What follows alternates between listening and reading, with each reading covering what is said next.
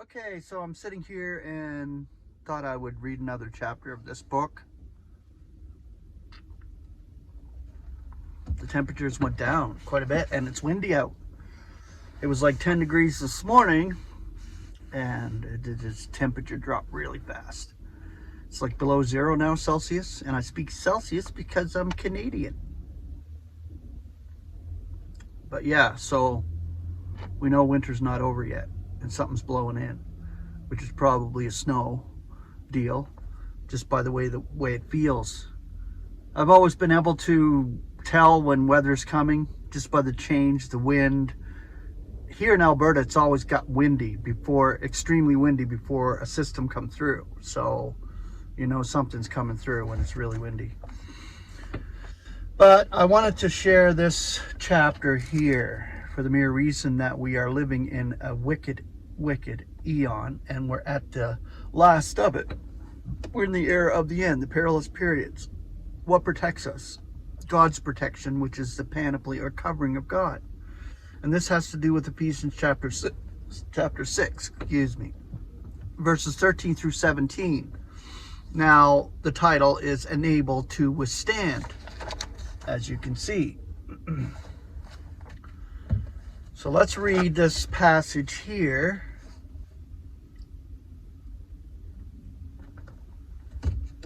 From Ephesians chapter 6, verses 13 through 17. Therefore, take up the panoply of God, that you may be enabled to withstand in the wicked day, which we are in right now, the wicked day. And having effected all to stand, stand then girded about your loins with truth, with the cuirass of righteousness put on, and your feet sandaled with the readiness of the evangel of peace. Withal taking up the large shield of faith, by which you will be able to extinguish all the fiery arrows of the wicked one. And receive the helmet of salvation and the sword of the Spirit, which is the declaration of God. Paul desires most earnestly that we should be able to stand up against the spiritual forces of wickedness. But to do so, we need the protection of God's armor. All the pieces of the equipment described, with one exception, are defensive. The one attacking weapon is the sword of the Spirit, which is the declaration of God. Jesus showed how to use it effectively when he was tested by Satan himself, while he was weakened by a 40-day fast. He answered the adversary with 3 declarations, all from the book of Deuteronomy. Satan retired defeated. Let us notice that Jesus was not only one to quote scripture. Satan did as well when he extracted 2 statements from Psalm 91 verses 11 and 12 and quoted them completely out of context. It was in answer to this that Jesus said, "You shall not be putting on trial the Lord your God." Matthew 4, 5 through 7. This is a form of attack against which we too must be wary. It is most insidious, for it contains an element of truth. Notice that, an element of truth. This is where the deception comes. If you're reading or studying from an improper translation and you're trying to get something out of it, and you're not looking at it from a properly translated scriptures, you could be deceived because it looks to be true. It has that mirror look where it's like, okay, yeah, this is true, but it's not. It's false. But truth, when quoted out of context or through inaccurate translations, can soon turn into a lie. Exactly. An example of this is given in 2 Timothy 2:18, following Paul's injunction to cut correctly the word of truth. He gives the example of Hymenaeus and Philetus, who swerve as to the truth, saying that the resurrection had already occurred, and are subverting the faith of some. Hymenaeus and Philetus did not deny the truth of the resurrection, but by putting it into the past instead of the future, they moved away from the truth. Have we not seen the same thing done many times in our own day? Many believers have stated that the Lord has already returned invisibly, and that in consequence, I don't believe this is believers though, this is unbelievers, this is Christian religion that have stated this. I don't think any true believer would say that. And that in consequence, we are some way into his millennial reign. And I can't see believers saying that because they know the difference. That's where I might disagree with what he's saying here. Many unbelievers, not believers. One well-known hymn begins, Hail to the Lord's anointed, great David's greater son. Hail in time appointed, his reign on earth begun. This hymn was written around 150 years ago. Its author, James Montgomery, died in 1854. Though he may have been looking to the future when he wrote it, many have since sung it with a present interpretation. That's like the famous scripture John 3:16. When you look at it from an improper translation, it says God loved the world that he gave his only begotten son. That's a mistranslation, and it can mess you up and deceive you. It's an active verb that's in play in a proper translation, meaning that he loves, continues to love creation. God loves the creation. God loves the world. And he gives his only begotten son because he's still giving his son right now. It's an active deal. So you can mistranslate it and look at it from the King James Version and see it like that, which Christianity teaches it that way. I grew up memorizing that verse the way it is misquoted, like repeatedly, many times, and it's not translated that way. Okay, so the panoply of God, the various pieces of armor here listed, would be brought to Paul's mind through his contemplation of the soldier standing by his side. In the accountment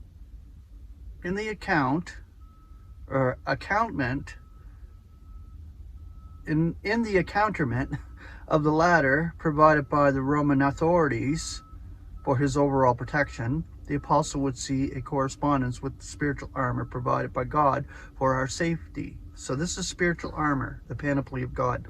It's invisible. You can't see it with the physical eye, but it's there. Spiritually speaking, we have it. And to recognize and realize that as a believer, it's amazing because we know that we have that protection.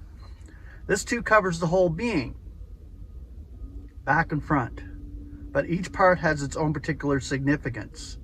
First, there's the protection of truth girded about our spiritual loins. Essential if we are to be combating error. To change the metaphor for a moment, the truth of God's word is a touchstone against which error is immediately exposed. God's indictment of mankind is in general is that they alter the truth of God into a lie. Romans 1:25. But let God be true and yet every man a liar. I love that passage right there. Romans 3:4. Let God be true and yet every man a liar. So it is God's truth. It is not our truth. It is God's truth that he dispenses to believers and gives out for a realization at every individual level that God gives it to each one. It has often been said that the first casualty of any war is truth. This is because each side is out to deceive the other. Yet in our warfare, only one side seeks to gain by deception. The other stands by truth, heralding the word of God, opportunely and inopportunely. 2 Timothy 4:2, and thus refuting the lies of the adversary. Second, there is the cuirass of righteousness. The cuirass is a piece of armor for protecting the breast and back, so both sides. It therefore shields the heart and defends us from the wickedness of attacks which otherwise might mortally wound us. However vicious or venomous such assaults may be, we know that no one can justifiably indict God's chosen ones. And no attacks can ever separate us from the love of God in Christ Jesus our Lord. Romans 8:33 through 39. The righteousness referred to is not of ourselves, but the righteousness which is from God. Philippians 3:9. It has come to us through the death of God's Son on the cross, when he, not knowing sin, was made sin for our sakes, that we may be becoming God's righteousness in him. 2 Corinthians 5:21. I'm just going to run my vehicle, sorry. Third, there are the sandals of the readiness of the evangel of peace. In this age of turmoil and disruption, of violence and danger, of anger and hatred, there's only one way that we can obtain peace, and that is through the evangel. Being then justified by faith, we may be having peace toward God through our Lord Jesus Christ. Romans 5:1. Of humanity in general, including ourselves, before we heard the evangel, the apostle writes, the way of peace they do not know. Romans 3:17. However, we now may have all joy and peace in believing. Romans 15:13. So let nothing be worrying us, for the peace of God is superior to every frame of mind, and will be garrisoning our hearts and our apprehensions in Christ Jesus. Our thinking, our apprehensions. Even through distress and turmoil, we have that peace of God that's there, and it's always there in our apprehensions. We know this. Philippians 4:6 and 7. Fourth, we have the shield of faith. This is a large shield, mobile in the hands of the one who holds it, and it can be moved to quench the fiery arrows of the wicked, for whatever direction they come. One cruel weapon of ancient time was the arrow, to which a flaming brand was attached. It would not merely wound, but also burn the unprotected recipient. But the shield of faith is adequate to extinguish the spiritual darts of doubt and despair that are frequently hurled at us. And we all have this happening because the wicked forces are there, just bombarding the members of the body of Christ with it. Without that protection, we would believe the lies and believe and doubt that we have what we have. And there's a lot of doubt and despair in the body of Christ now. But realize this, you have that protection. Let us always remember that in grace through faith are we saved. And this is not out of us. Ephesians 2:8. It is a gift, an approach present made by God in order to draw us back to Him. Or draw us to Him. Not back, but draw us to Him. Toward God in Christ. But once we have received it, it becomes to us a bulwark against attack. A massive shield in our defense. It is never given short. God parts to each the measure of faith. Romans 12:3. The fifth item in our armor is the helmet of salvation. This protects the head. Let us realize that our salvation is assured. There's no possibility or maybe about it. It does not depend upon us in the slightest iota. It is entirely of God. In the wayward Corinthians, if the wayward Corinthians were to be confirmed until the consummation unimpeachable in the day of our Lord Jesus Christ, so also are we. Faithful is God, through whom we were called into the fellowship of His Son, Jesus Christ our Lord. And that is a 24/7 fellowship we have with Christ toward God. So it's through Christ, our brother, our head, that we have access, VIP access now to the Father. 1 Corinthians 1:8 and 9. Let us note that we receive the helmet of salvation.